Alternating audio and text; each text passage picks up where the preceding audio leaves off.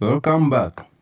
Our website has some great text structure now, but let's be honest, a portfolio without a profile picture or working links is a pretty lonely place. Today, we are going to learn how to bring in external files like images and how to create hyperlinks that actually take users to your social media pages. Let's start with the image. First of all, we will upload an image in our IDE. We will come to the assets, then we drag media here or click to upload. I will choose this image, so it has already come. When we come to our project structure, it will come here into our project. We will rename it to a simple name. Make sure that when you are renaming a file, never tamper with this extension because it might be unusable. So now we dive into how to create an image.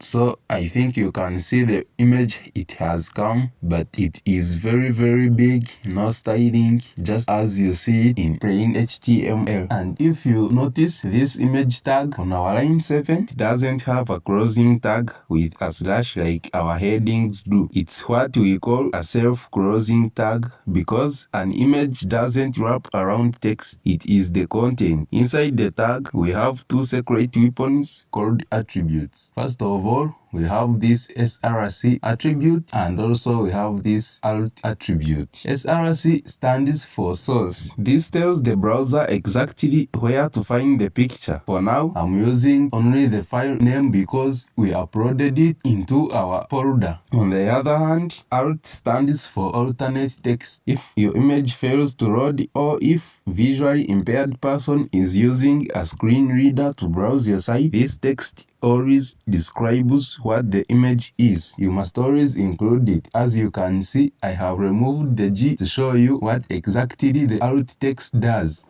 You can see here, it has come with a broken image icon with our alternate text. That is the use of the alternate text. Now let's add some links.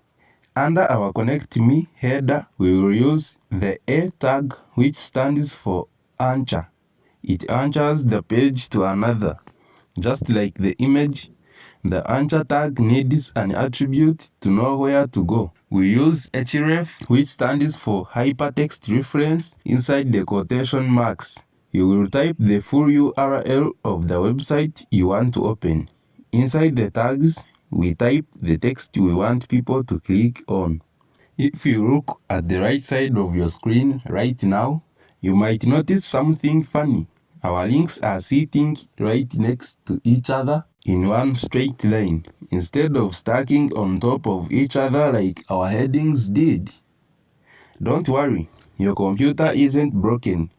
It's just how HTML handles links by default.